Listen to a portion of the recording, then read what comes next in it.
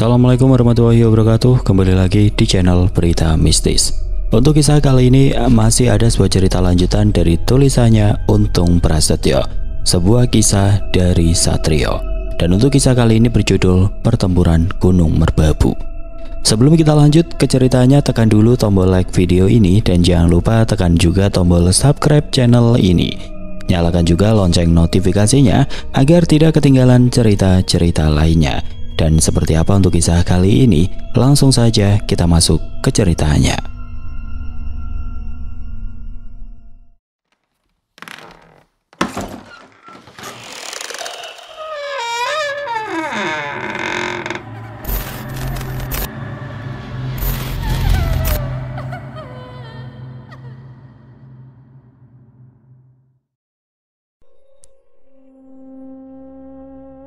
Beberapa jam menjelang malam bulan purnama, suasana di kediaman Giri Sepuh jauh berbeda dari biasanya. Rumah kayu bernuansa tradisional Jawa yang biasanya teduh dan tenang itu kini dipenuhi aura siaga. Di dalam sebuah ruangan yang berdindingkan papan jati tua dengan beberapa keris pusaka dan raja-raja kuno tergantung di sana, Satrio, Supono, dan Giri Sepuh duduk melingkar di atas tikar pandan. Ditemani aroma dupa cendana yang perlahan memenuhi udara. Apa tidak terlalu berbahaya jika sampean muncul sendirian sementara kami bersembunyi di balik ajian sirep pawening milik sampean itu, Mas? Tanya Giri Sepuh dengan wajah yang terlihat serius. Sepertinya tidak, Pak, karena secara tidak kasat mata, sampean, Supono, dan Ki Wiryasagara akan berada di dekat saya. Balas Satrio menjelaskan. Apa sampean yakin jika makhluk-makhluk gaib di sana tidak akan melihat keberadaan kami, Mas? Tanya Giri Sepuh penasaran. Sekuat apapun penglihatan makhluk-makhluk gaib itu, mereka tidak akan dapat menembus perlindungan dari ajian sirep pawening, Pak. Balas Satrio dengan penuh keyakinan.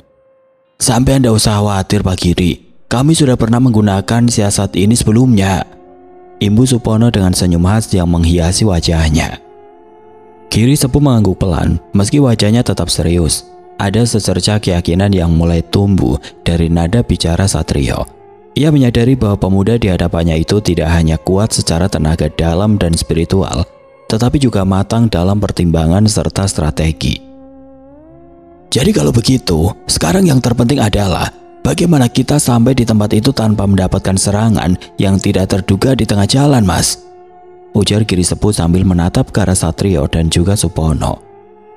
Andaikan Giri Ano masih hidup, saya bisa menggunakan ajian lipat bumi untuk dapat dengan mudah sampai di puncak Merbabu. Tapi saat ini, saya tidak dapat melakukannya sendiri. Imbu Giri Sepuh dengan wajahnya yang menyiratkan kesedihan mendalam. Tidak apa, Pak. Untuk mempercepat waktu, sepertinya Ki Wiryasagara dapat melakukannya, Pak. Sekarang ini, yang kita butuhkan adalah kesiapan hati dan juga keyakinan. Balas Satrio yang membuat Giri Sepuh menganggukkan kepalanya. Mendengar apa yang dikatakan oleh Satrio, Giri Sepuh pun kemudian menjelaskan tentang jalur yang dianggapnya aman untuk dapat sampai di puncak Gunung Merbabu. Lelaki parubaya yang sudah malang melintang dalam dunia spiritual itu lalu mengambil sebuah papan kayu tua yang biasa dia gunakan untuk menggambar pola-pola energi dan jalur gaib. Dengan arang hitam dari batang kayu jambu, dia mulai menggambar sebuah denah kasar. Garis-garis melengkung dan lurus tertata membentuk peta yang tidak bisa dibaca sembarang orang. Hanya mereka yang mengerti jalur energi spiritual dan medan gaib yang bisa memahaminya. Puncak Merbabu bukan sekedar puncak gunung, Mas Satrio, ucap Giri Sepuh sambil menggambar dengan gerakan tangan yang mantap. Tempat itu adalah simpul energi tua, salah satu dari 7 simpul utama tanah Jawa. Di sanalah jalur antara dunia manusia dan alam lelembut saling bersinggungan. Imbu Giri Sepuh menjelaskan. Satrio dan Supono menyimak dengan seksama. Giri Sepuh kemudian mulai menandai titik-titik tertentu dengan simbol-simbol aneh, lingkaran, segitiga, dan simbol mirip mata yang dicoret satu garis. Ini adalah jalur selatan. Jalur ini tampak biasa bagi para pendaki gunung, tapi di balik jalur ini ada 3 gerbang gaib.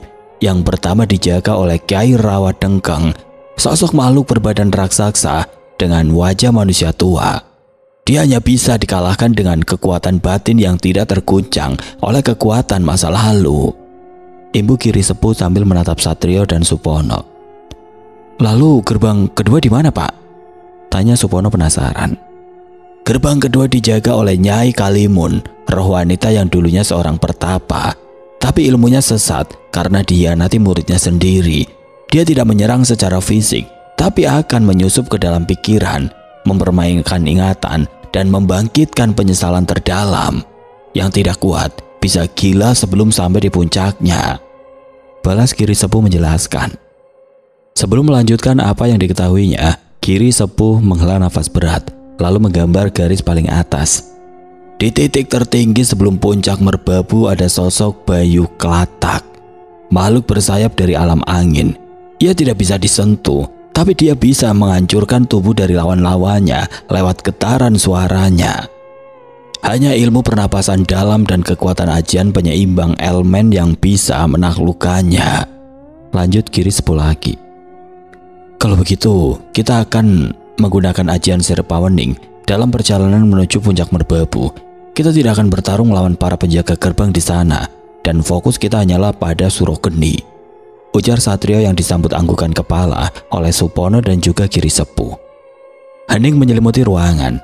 Angin malam dari celah jendela berembus masuk, menggetarkan lampu minyak yang menggantung di langit-langit. Di luar suara burung hantu terdengar sayup, seperti firasat akan malam yang panjang.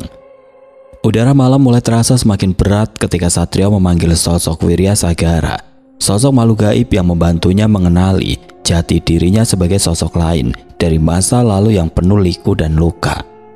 Setelah Wirya Sagara muncul, Satrio pun menganggukkan kepalanya, dan seolah sudah memahami apa yang akan mereka lakukan. Wirya Sagara langsung mempersiapkan diri untuk membuka gerbang menuju dimensi lain, menuju ke puncak Gunung Merbabu. Dan setelah gerbang terbuka, Satrio langsung merapal ajian Sirpawening yang perlahan-lahan mulai menyelimuti tubuh mereka dan memberi perlindungan yang kuat berbentuk kubah energi yang menyembunyikan wujud serta aliran energi mereka masing-masing. Begitu ajian Sirpawening selesai dirapalkan, udara di sekitar mereka berubah drastis. Kubah energi yang membalut tubuh mereka tampak seperti kabut tipis, keperakan, menyamarkan wujud sekaligus meluruhkan segala getaran yang bisa terbaca oleh makhluk gaib. Tanah di bawah kaki mereka bukan lagi papan jati ruang pertemuan, melainkan hamparan sunyi berlapis cahaya lembut yang berdenyut seperti nadi bumi. Langit di atas mereka tampak bergerak perlahan, menampakkan gugusan bintang yang tidak dikenal dalam peta langit biasa. Mereka telah melintasi ambang dunia menuju jalur gaib yang menghubungkan kediaman Giri Sepuh dengan simpul energi tua di puncak Merbabu. Giri Sepuh berjalan paling depan, di belakangnya Satrio dan Supono dan mengikutinya, lalu Wirya Sagara yang seolah menjadi penjaga barisan belakang. Meski mereka terlindung oleh ajian Pawening, Satrio tahu mereka tetap harus melintasi wilayah-wilayah yang diliputi kekuatan Tuha dari makhluk-makhluk penjaga gerbang yang tidak dapat mereka hindari sepenuhnya. Di kejauhan tampak cahaya kehijauan menyerupai obor besar yang bergetar di tengah kegelapan. Satrio memperkuat ajian dalam hatinya. Dia menyalurkan kekuatan ajian Sirpawening dengan penuh kesadaran dan kelembutan. Energinya bukan menyerang, tapi menyelimuti seperti kabut dini hari yang menidurkan hutan tanpa suara.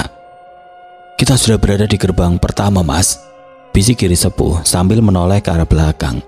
Namun seperti yang telah disepakati, mereka tidak berniat melawan karena tujuan mereka sudah jelas, yaitu untuk bertemu dengan Surogeni dan menyelesaikan pertempuran di puncak gunung besar itu. Saat mereka melewati batas pertama, tanah di sekitar mereka bergetar pelan. Bayangan besar menyerupai wujud Kiai Rawat Dengkeng muncul di sisi jalur. Tubuhnya bergerak dalam irama perlahan, seakan mencium keberadaan mereka. Namun kubah energi yang menyelingkupi Satrio dan rombongannya membuat kehadiran mereka tidak terdeteksi. Langkah mereka terus berlanjut. Jalur berikutnya semakin mengecil dan suasana berubah menjadi seperti hutan kabut. Di sini, aura Nyai Kalimun terasa seperti desir angin di telinga, berbisik, memanggil, menggoda untuk melihat ke belakang. Giri Sepuh tampak menegang sesaat, namun Satrio dengan matanya yang terpejam membisikkan sebuah mantra yang datang langsung dari dalam benaknya. untuk menetralisir energi gelap yang mencoba menembus ajian sihir Pawening. Dan seperti air yang melewati celah batu tanpa mengusiknya, mereka terus berjalan tanpa menyentuh atau disentuh oleh pengaruh Nyai Kalimun. Gerbang ketiga adalah tempat yang paling sunyi. Tidak ada wujud yang muncul, hanya getaran halus yang membuat dada seperti dihimpit. Tanda kehadiran Bayu Klatak. Disinilah suara menjadi musuh paling mematikan. Namun ajian sihir Pawening mengalir stabil. Satrio melantunkan nafas dalam yang memantulkan getaran alam sekitarnya, meredam getaran dan suara dari energi gaib. Mereka melewati medan tanpa satupun dari mereka terpengaruh oleh kekuatan dari sosok Bayu Klatak. Saat langkah terakhir dari jalur dimensi itu terinjak, cahaya putih tiba-tiba meledak dari bawah kaki mereka.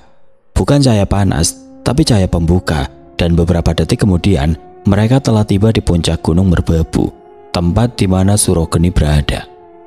Puncak itu tidak tampak seperti puncak gunung biasa. Tanahnya datar, diselimuti kabut yang tidak pernah surut. Dan di tengah-tengahnya terdapat lingkaran batu besar dengan 7 pilar kecil mengelilingi satu batu utama yang menyerupai kursi singgasana.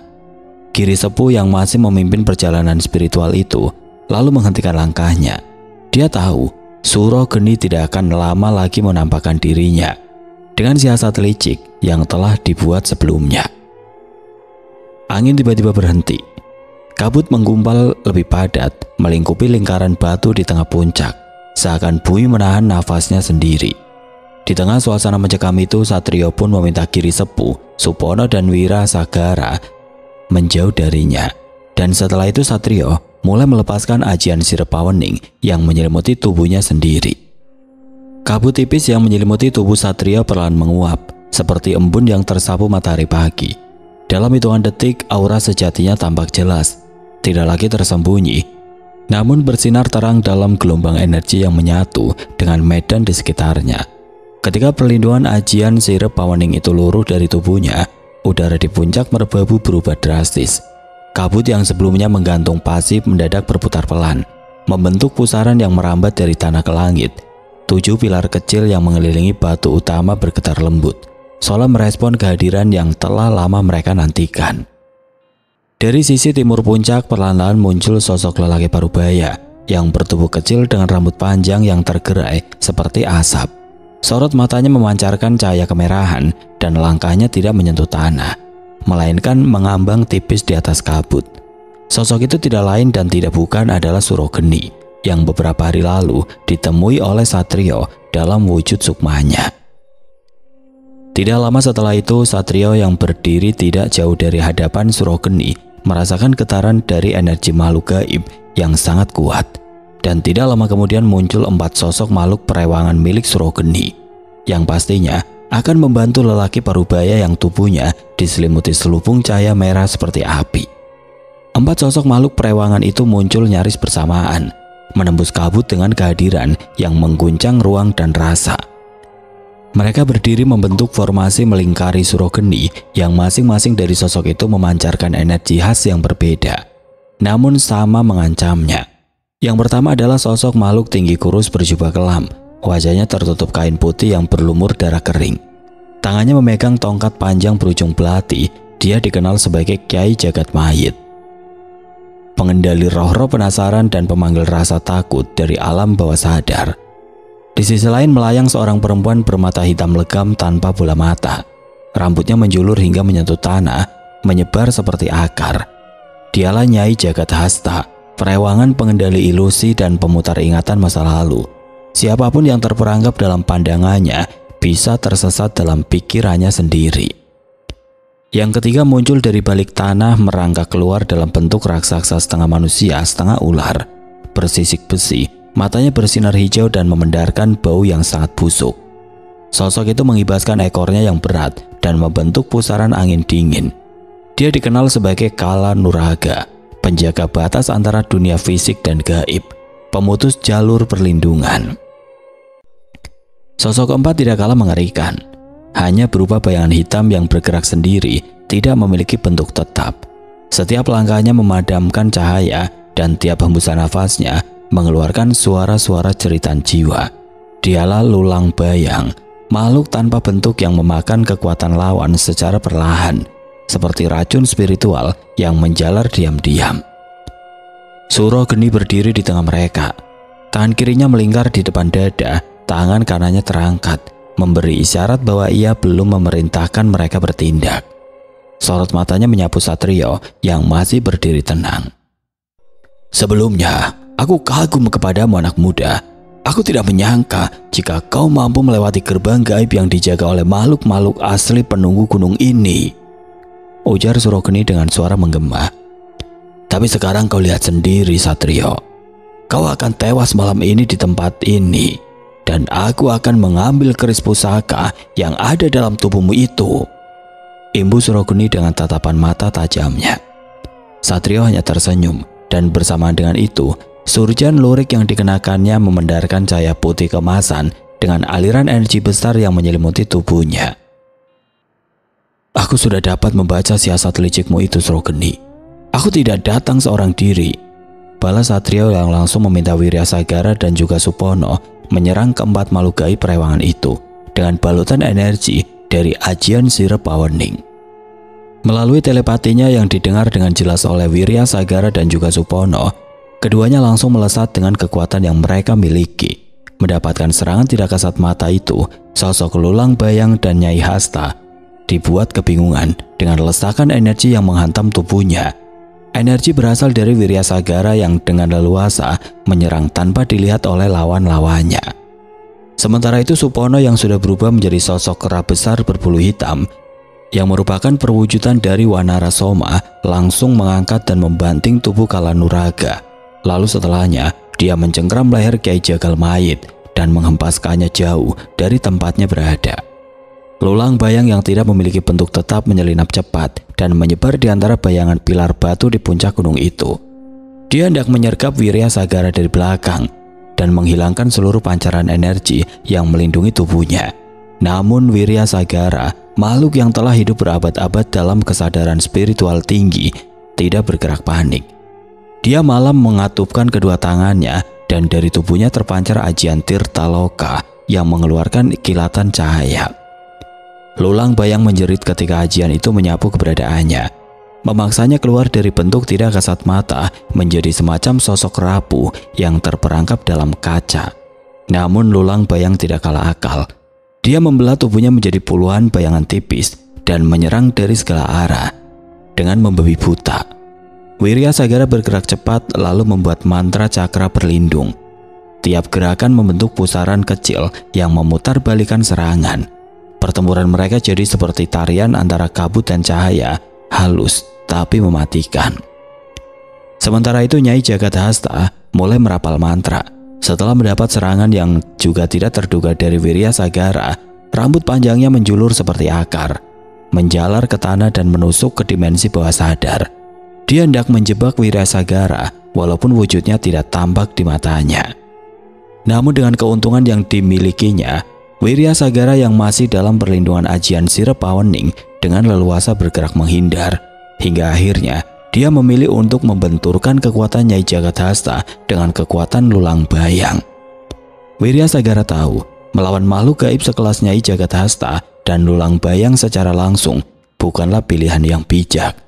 Kedua perewangan itu bukan hanya kuat, tapi juga berasal dari dimensi energi negatif yang berbeda. Satu bergerak di ranah kesadaran bawah dan manipulasi ilusi, sementara yang lain menyatu dengan kegelapan itu sendiri. Maka dia menyusun. Dari balik perlindungan ajian sirep Awening, tubuh Wiryasagara menyatu dengan kabut spiritual bergerak seperti angin. Melintasi celah di antara realita dan kekosongan, dia menempatkan dirinya tepat di antara jalur serangan dua makhluk itu dan membiarkan serangan mereka bertemu di tengah. Nyai Jagathasta yang tengah memanjangkan rambutnya ke tanah hendak menjebak pikiran target tidak terlihat. Sedangkan dia sendiri tidak menyadari bahwa pancaran ilusi yang dia tebarkan kini menjalar ke arah Lulang Bayang yang sedang melepaskan serangan berupa bayangan tajam ke segala penjuru. Ketika rambut Nyai Jagathasta bersentuhan dengan percikan energi dari tubuh Lulang Bayang yang sebenarnya ditunjukkan pada Wiryasagara, terjadilah benturan hebat yang mengakibatkan ledakan besar. Kilatan ungu dan hitam membuncah dari titik benturan itu. Ruang di sekitarnya mengerut, seolah waktu berhenti sejenak. Kedua kekuatan itu masih saling serang, tidak menyadari jika mereka adalah kawan. Beberapa saat kemudian terdengar jeritan dari keduanya. Tubuh mereka saling bertabrakan dalam pusaran energi pekat, menciptakan gemuruh keras yang membuat kabut merbabu bergulung turun hingga ke lembah. Batu-batu di sekitar mulai retak dan salah satu pilar lingkaran bahkan runtuh menghantam tanah. Sementara itu Surogeni yang tahu jika para perewangannya telah diserang oleh sosok yang membantu Satrio, langsung melesakkan bola api ke arah pemuda yang berdiri tenang di hadapannya. Akan tetapi Satrio sudah mampu membaca serangannya, langsung menghindar sambil merapal ajian sirep awening untuk menyembunyikan keberadaannya. Dan ketika tubuhnya sudah tidak terlihat lagi, Satrio lalu merapalkan mantra ajian Guntur Wulung yang langsung dilemparkan ke arah Surogeni. Ledakan ajian Guntur Wulung menghantam tanah tempat Surogeni berdiri, menciptakan guncangan besar dan semburan cahaya biru keunguan yang memecah kabut di sekelilingnya. Suara dentuman menyerupai gelegar petir yang disambar dari langit dan dilemparkan ke bumi. Batu-batu berterbangan, dan salah satu dari pilar batu lingkaran itu hancur berkeping-keping. Surogeni sempat terpental ke belakang. Tubuhnya menghantam udara dan berputar-putar sebelum dia akhirnya mengatur keseimbangannya dan berdenti mengambang beberapa jengkal dari tanah. Di tubuhnya terlihat bekas gosong terbakar dan selubung energi merah yang menyelimutinya sebelumnya tampak koyak dan bergetar tidak stabil. Jadi benar apa yang dikatakan oleh Raden Cokro Subeno. Kau adalah salah satu dari orang yang telah diramalkan itu, bocah. Ujar Surogeni dengan suaranya yang kini tidak lagi menggema tenang, tapi menggigit seperti bara yang ditusuk angin. Namun Satrio tidak menanggapi apa yang baru saja dikatakan oleh Surogeni. Dia sudah berpindah tempat dan berdiri di atas batu besar yang menjulang di sisi timur puncak gunung tersebut. Kedua tangannya terlentang, dan mantranya belum selesai. Ajian Guntur Wulung yang pertama hanyalah pembuka. Jangan paksa aku untuk melakukan hal yang tidak ingin aku lakukan, Surogeni. Sekarang sebaiknya tunjukkan padaku di mana keberadaan Cokro Subeno. Dan selain itu, kembalikan Kocopaisan yang telah kau rampas dari Pak Giri, ujar Satrio dengan lantang. Langit yang semula hanya diselimuti kabut kini mulai dipenuhi awan gelap. Petir berkelap-kelip di balik gumpalan, dan tekanan udara di puncak terasa seperti pusaran badai yang akan runtuh kapan saja. Surogeni terdiam sejenak. Kabut merah di sekeliling tubuhnya terus berdenyut seperti api yang kehabisan bahan bakar. Sementara matanya yang kini mulai kehilangan cahaya menyala itu menatap lurus ke arah Satrio di atas batu. Beberapa detik berlalu dalam keheningan yang mencekam. Hanya suara angin tipis yang berdesir di antara runtuhan pilar dan tanah retak akibat benturan ajian tadi. Jangan terlalu jumawa, anak muda. Kau tidak perlu mencari Raden Cokro Subeno, karena dia pasti akan menemukanmu dan menghabisimu, balas Surogeni dengan tegas. Tapi sebelum beliau datang mencarimu, akan kupastikan jika kau akan tewas malam ini, bocah. Ibunya lagi dengan energi besar yang tiba-tiba keluar dari tubuhnya. Tubuh lelaki parubaya yang terlihat kekar itu mulai diselimuti api merah yang menyala hebat. Selain itu, getaran energi hitam mulai terasa mengurung tempat pertarungan. Surogeni yang sudah berada di puncak amarahnya tidak lagi peduli dengan makhluk-makhluk perewangannya yang hampir musnah di tangan Wiryasagara dan juga Supono. Satrio menatap dari kejauhan merasakan tekanan luar biasa yang perlahan menyesakkan dada. Api merah yang menyelubungi tubuh Surogeni bukan lagi sekedar api spiritual biasa, tapi dia adalah bentuk dari perwujudan ajian lebur jagat, ilmu telarang yang hanya bisa dikuasai dengan tumbal jiwa. Energi itu membungkus tubuh Surogeni seperti kulit kedua, bergerak liar, melelehkan batu-batu dan membakar kabut yang menutupi puncak gunung merbabu. Tanah mulai bergetar, udara menjadi berat seperti air mendidih. Suara desiran angin kini tergantikan oleh raungan makhluk-makhluk astral yang meraung dari dimensi lain dan terseret dalam kekuatan yang hendak dilepaskan Surogeni. Akan tetapi sebelum gelombang itu sempat dilesakannya tubuh Satrio tiba-tiba kembali menghilang tanpa jejak. Dia kembali menggunakan ilmu ajian Sirep Pawening untuk mengecoh Surogeni yang memang memiliki energi besar serta kesaktian tinggi. "Jangan seperti anak kecil yang sedang bermain petak umpet, Satrio. Mari kita bertarung dengan nyata," ujar Surogeni seraya mengejek Satrio dengan senyum sinis yang tersungging di wajahnya. Akan tetapi Satrio tidak memperdulikannya. Dia mulai mendekat ke arah Surogeni lalu menendangnya dari arah belakang. Bersamaan dengan itu, Wirya Sagara pun membantu Satrio setelah dapat memusnahkan Lulang Bayang dan Nyai Jagatahasta. Merasa sedang dipermainkan oleh Satrio, Surogeni yang sudah beberapa kali mendapatkan serangan telak mulai memikirkan cara untuk pergi dari tempat pertarungan. Tapi naas, Supono yang kini berwujud Wanarasoma mencekik lehernya setelah dia juga berhasil memusnahkan kedua lawannya. "Jangan habisi dia, Ki Soma, karena kita membutuhkannya hidup-hidup," ujar Satrio dengan tenang. Setelah dapat memastikan jika energi Surogeni telah dilemahkan dan dikunci oleh Wanarasoma, Satrio pun membuka tabir pelindung yang menyelimuti tubuhnya dan juga Wirya Sagara serta Wanarasoma dan Giri Sepuh yang sedari tadi hanya menjadi penonton dari pertempuran dahsyat di puncak merbabu itu. Saat tabir pelindung dari ajian Sirep Pawening dilepaskan, udara di puncak Gunung Merbabu terasa berubah drastis. Angin yang semula menggulung dingin kini kembali tenang, dan kabut tebal yang menyelimuti tempat itu perlahan tersibak, menampakkan langit malam bertabur bintang. Suasana menjadi sunyi, seolah semesta memberi waktu untuk bernafas setelah hiruk pikuk pertempuran hebat barusan.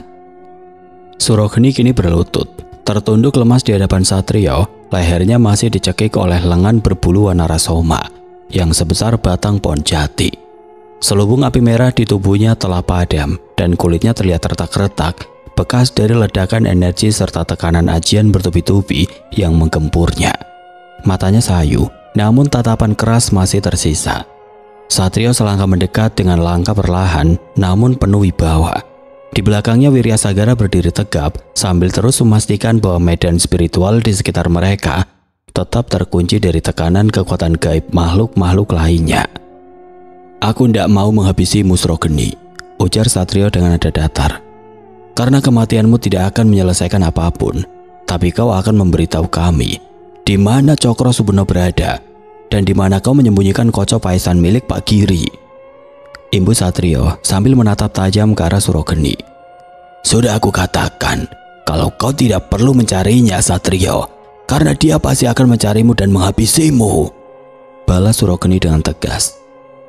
"Dia memang keras kepala, Mas. Satu-satunya jalan untuk membuatnya bicara adalah dengan memusnahkan semua ilmu yang dimilikinya, mengunci aliran energi tenaga dalamnya, dan membuang semua jimat yang ada di tubuhnya, baik itu susuk ataupun raja-raja yang menghiasi bagian punggung, leher, dan dua telapak tangannya," sambung Giri Sepuh yang sudah mengenal lama sosok Surogeni dan mengetahui apa saja kelemahan dari lelaki Parubaya yang menjadi orang kepercayaan Cokro Subono itu.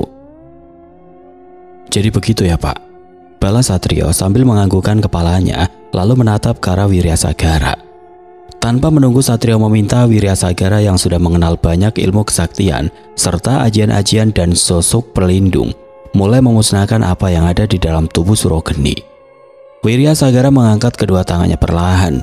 Udara di sekitar mulai bergetar seolah merespon kehadiran kekuatan tua yang baru saja dibangkitkan. Dia memejamkan mata dan dalam sekejap cahaya keemasan berbentuk garis-garis mantra kuno menyelimuti telapak tangannya, bergerak melingkar seperti pusaran waktu. Suasana hening, hanya terdengar gema mantra lembut yang seperti dinyanyikan oleh udara. Tubuh Surogeni mulai meronta perlahan. Walau energinya telah terkunci oleh kekuatan Wanarasoma, dia mendengus, berusaha menahan rasa sakit yang mulai merayapi seluruh tubuhnya. Saat kekuatan Wirya Sagara mulai menyusup ke dalam lapisan terdalam sistem energi tubuhnya. Dengan satu gerakan tangan, dia mulai menarik keluar pancaran-pancaran samar dari tubuh Surogeni. Garis cahaya merah, ungu, dan hitam yang tampak seperti benang-benang halus menyala. Masing-masing benang itu adalah bentuk yang mewakili dari energi dari susuk dan raja yang telah tertanam puluhan tahun di tubuh Surogeni. Sebagian menyatu dengan otot dan tulang, sebagian lagi terpatri langsung ke pusat energi dalam tubuhnya. Ketika benang-benang itu mulai tercabut, terdengar erangan dari tenggorokan Surogeni. Nafasnya mulai tidak teratur, seolah setiap tarikan udara mengiris dari dalam. "Kau pikir bisa menaklukkan aku dengan sihir lembut itu?" ujar Surogeni yang dari bagian mulut, hidung, dan telinga telah mengeluarkan cairan merah yang membuat Satrio tidak tega melihatnya. "Apakah tidak membahayakan nyawanya, Ki?" tanya Satrio dengan wajah tegang. "Kau tidak perlu mengasihani manusia yang memiliki energi hitam seperti dia, Satrio. Karena aku yakin, jika manusia ini sudah banyak mencabut nyawa orang tidak berdosa," sambut Wanarasoma dengan suara serak sambil terus memegangi bagian leher belakang Surogeni dengan erat. Mendengar hal itu, Wiryasagara hanya tersenyum. Dia terus merapal mantra aji yang terus menyusup ke dalam tubuh Surogeni. Jari-jarinya seperti penari halus yang menari di atas pusaka tidak kasat mata, menghapus satu persatu lapisan pertahanan energi Surogeni. Dari belakang, Satrio memperhatikan dengan mata yang tajam. Dia tahu proses ini menyakitkan, tetapi tidak ada cara lain untuk menyingkap kebenaran yang tersimpan di balik tubuh lelaki ini. Wiryasagara mulai memasuki bagian terdalam dari lapisan energi Surogeni, sebuah wilayah spiritual yang jarang disentuh bahkan oleh empunya tubuh. Satu demi satu segel hitam terbuka menampakkan bentuk-bentuk kuno berupa simbol dan pola yang telah lama terkubur dalam jiwa Surogeni. Cahaya kemasan dari mantra Wiryasagara memancar pelan, menyusup ke setiap simpul energi, membongkar kegelapan seperti matahari menembus dasar laut. Tubuh Surogeni bergetar hebat, seperti ditarik di antara dua dimensi. Cairan merah mulai menetes dari kedua matanya, namun ia belum kehilangan kesadaran. Keteguhan batinnya membuktikan betapa kuatnya dia menyatu dengan ilmu hitam yang selama ini menjadi nafasnya. "Walau kau harus menghabisi nyawaku, aku tidak akan memberikan apa yang kau inginkan, Satrio," ujar Surogeni dengan senyum di wajahnya yang terlihat bercampur dengan ekspresi menahan rasa sakit. "Kesetiaanmu memang membutuhkan pengorbanan manusia. Aku hargai itu," balas Wiryasagara yang semakin menekan kuat dan membelah kekuatan-kekuatan yang dimiliki Surogeni. "Benar sekali, makhluk gaib. Aku telah bersumpah setia pada Raden Cokrosubeno, dan jika kalian menginginkan Koco Paesan, maka kalian harus menemukannya," ujar Surogeni bersamaan dengan keluarnya cairan merah dari mulutnya. "Hentikan dulu, Ki Wirya. Sepertinya ada kekuatan besar sedang menuju ke tempat ini, dan sebaiknya kita pergi dari sini," pinta Satrio sambil menganggukkan kepalanya. Mendengar hal itu, mereka pun berdiri membentuk lingkaran yang menutupi tubuh Surogeni. Dan sesaat kemudian, Satrio, Giri Sepuh, Wanarasoma, dan Ki Wiryasagara serta Surogeni menghilang dari tempat di mana pertempuran besar di puncak Gunung Merbabu itu terjadi. Tidak membutuhkan waktu yang lama, mereka pun kembali ke kediaman Giri Sepuh, dan rencana mereka selanjutnya adalah untuk mencari tahu lebih dalam tentang sosok Cokrosubeno dengan terus memaksa Surogeni untuk bicara. "Aku tidak menyangka jika akan dikalahkan oleh anak kemarin sore," ujar Surogeni yang kini terlihat duduk bersila di sebuah ruangan yang berdindingkan papan kayu jati kuno, serta dilindungi oleh pagar gaib tingkat tinggi itu. Giri Sepuh hanya menatap Surogeni dari balik cahaya lampu pijar yang menggantung redup di langit-langit ruangan.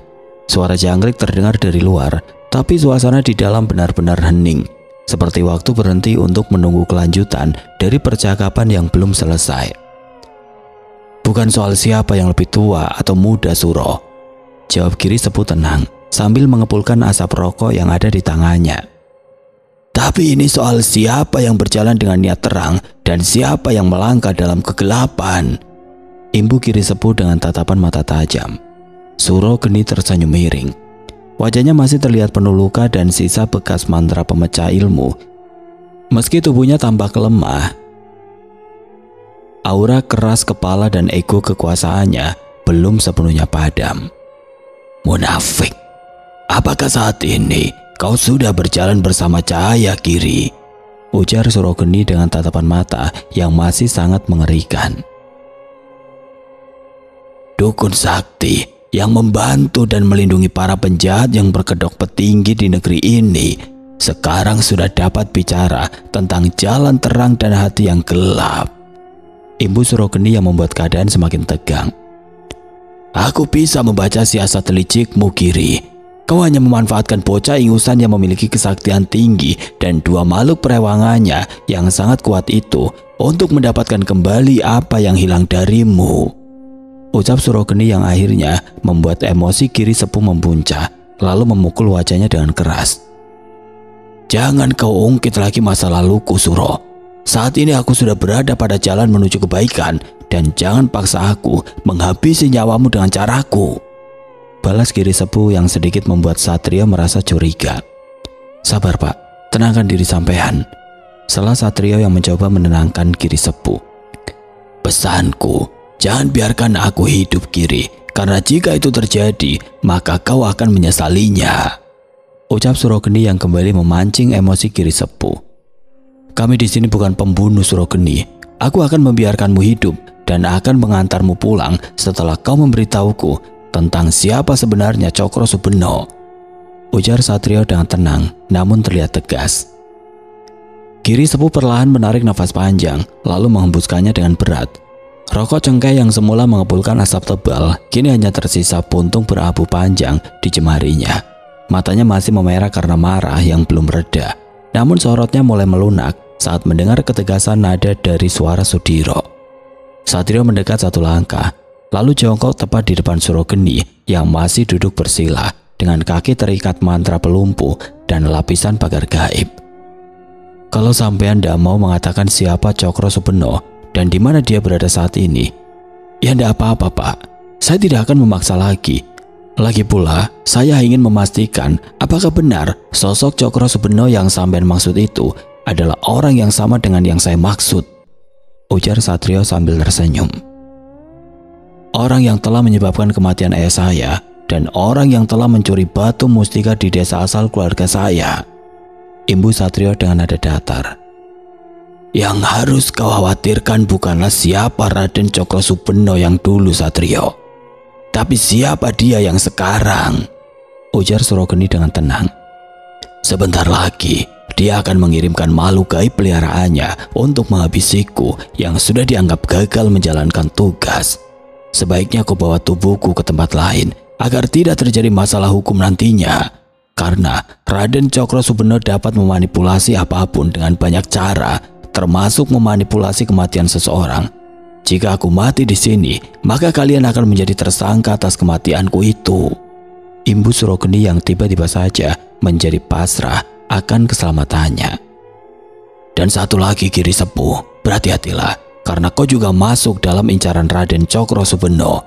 Dan jika kau mau mengambil kocok paisan milikmu, aku menyimpannya di tempat yang aman. Jika kau mau mengantarku, aku akan menunjukkannya. Ujar Surogeni sambil tersenyum kepada Giri Sepuh. Sebaiknya malam ini kita selesaikan semuanya, Pak. Sambung Satrio dengan wajah tenangnya. Iya Mas, balas Giri Sepuh sambil menganggukkan kepalanya. Satrio pun lalu meminta kepada Wiryasagara untuk membuka jalan menuju ke sebuah tempat yang dimaksud oleh Surogeni. Dan setelah mengetahui tempat dan tujuannya, mereka pun kembali melangkah melalui jalur dimensi lain menuju ke sebuah rumah besar yang ada di sebuah daerah. Setelah beberapa waktu berada di dalam lorong gaib yang sunyi, mereka pun tiba di halaman rumah besar yang terlihat megah namun memiliki energi besar yang menggetarkan nyali siapapun yang berada di tempat itu. Rumah itu berdinding batu hitam dengan atap sirap lebar, dipenuhi lumut dan aura di sekelilingnya sangat kuat. Perpaduan antara kekuatan penjaga dan kekuatan peringatan. Setelah memasuki rumah tersebut, Surogeni menunjuk ke sebuah ruang kecil di sisi kanan. Ruangan tersembunyi di balik tumpukan guci tua dan sesajen kering. Dengan aba-aba pelan, dia pun meminta diturunkan. Setelah mantra pengikatnya dilonggarkan sedikit oleh Wiryasagara, Surogeni pun mulai meraba dinding batu di salah satu sudut ruangan. Setelah itu dia mengerahkan telapak tangannya mengikuti pola tertentu. Tiba-tiba salah satu batu di dinding itu bergeser, membuka lorong rahasia kecil. Di dalamnya tampak sebuah peti kayu jati berukir kuno dilapisi dengan benang emas dan raja pelindung dari zaman Majapahit. Kaca paisan milikmu masih ada, Giri Sepuh, dan belum disentuh siapapun setelah aku mengambilnya dari rumahmu beberapa minggu yang lalu, ucap Surogeni pelan sambil memandangi peti itu seolah memandangi pusaka yang menyimpan kutukan. Giri Sepuh melangkah dan mendekati peti itu. Pandangannya tajam namun mengandung kehati-hatian. Udara di sekelilingnya mendadak menjadi berat, seolah peti tersebut memancarkan medan gaib yang menekan batin siapapun yang terlalu dekat tanpa izin. Tangannya yang mulai bergetar perlahan terulur menyentuh permukaan kayu jati tua itu. Ukiran-ukiran kuno di bagian luar peti tampak seperti raja hidup yang berdenyut pelan. Dan ketika jari-jarinya menyentuh benang emas yang melilit sekeliling peti, cahaya lembut memancar dari titik-titik simpul raja. Sementara itu, Satrio berdiri tidak jauh di belakangnya. Waspada, matanya mengamati setiap gerakan Giri Sepuh dan setiap reaksi energi yang keluar dari pusaka itu. Wanara Soma dan Wirya Sagara menjaga formasi di sekitar ruangan, memastikan tidak ada intervensi dari kekuatan luar, terutama dari makhluk-makhluk gaib yang mungkin dipanggil oleh jejak kekuatan Cokro Subeno. Giri Sepuh akhirnya membuka peti tersebut dan akhirnya dia bertemu kembali dengan benda pusaka yang sudah beberapa puluh tahun bersamanya dan juga mendiang adiknya Giri Anom. Terima kasih Suro, kau bahkan menyimpannya dengan baik di tempat ini, ujar Giri Sepuh sambil menatap ke arah Surogeni. Apa yang kalian inginkan sudah kalian dapatkan, dan ingatlah, jika ini adalah awal di mana kalian akan benar-benar berurusan dengan Raden Cokro Subeno, balas Surogeni dengan tegas. Sekarang pilihan ada di tangan kalian.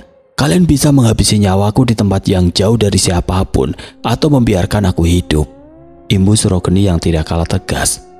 Kami akan membiarkan sampean hidup, Pak. Semoga saja dengan ini sampean dapat berubah menjadi lebih baik lagi, balas Satrio sambil melangkah keluar dari dalam ruangan itu yang disusul oleh Wirya Sagara, Wanara Soma, dan juga Giri Sepuh. Oke teman-teman, sekian untuk kisah kali ini. Bagaimana menurut kalian tentang kisah ini? Tulis komentar kalian di kolom komentar.